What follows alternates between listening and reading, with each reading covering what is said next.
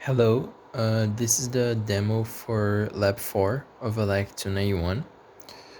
So here is the circuit assembled in the board. I also posted a picture of it in the README file. So here I'll show how the program works, and in the end I'll show an extra feature that I added to my program. So first I'll start off by flashing the board. So I already compiled flashing.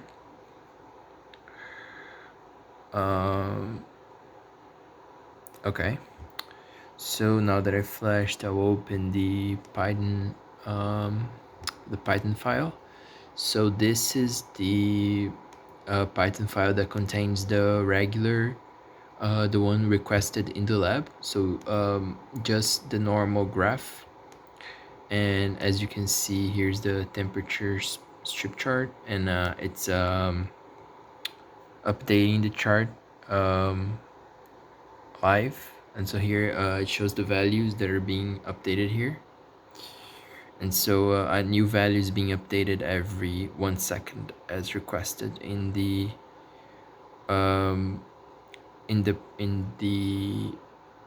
lab report. So just as a test, I'll now press the sensor, and as you can see, the temperature is going up because yeah, I'm giving it heat. So as you can see, the graph goes up, so it's doing what it's supposed to do, so measuring the temperature. If I release my hand now, it's probably gonna go decrease, and yeah, that's what we see in the graph, slowly decreasing. Yeah, so as requested, it goes down, it obtains a new value every second. And so one thing extra I added in this graph already was the title here, temperature strip chart, and the axes. I also added I added the labels of the axis, and I also changed the scope so that the graph is more zoomed in compared to what it was before. Okay, so moving on, so this is the regular lab. Now this is what I implemented as extra, apart from the axis there.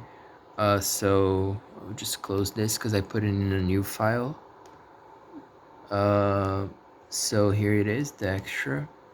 And so what I did here was to add a function that will get the average of every 5 temperature values and plot it on the here on the graph. So as we can see, it starts by just outputting the first 5 regular numbers, since we can get the 5 first averages, since they are all since like you can only get average of 5 after you have the 5th value.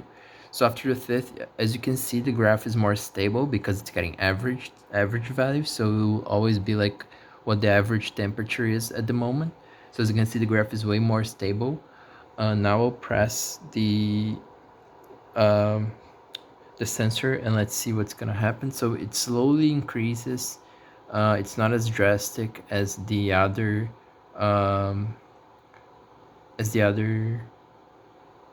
graph. And also what I added was so I added this feature.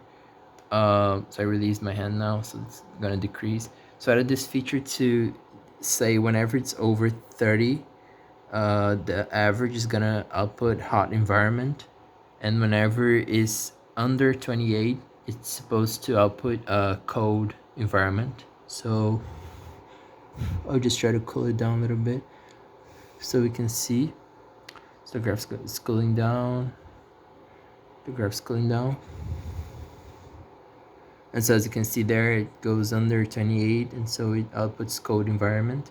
So I put it as 28 and 30 as the limits because I know I wouldn't be able to simulate over that, but you can always change it to higher or lower temperatures since this would be used in other environments other than just my room, which is always in a constant around 28, 29 degrees.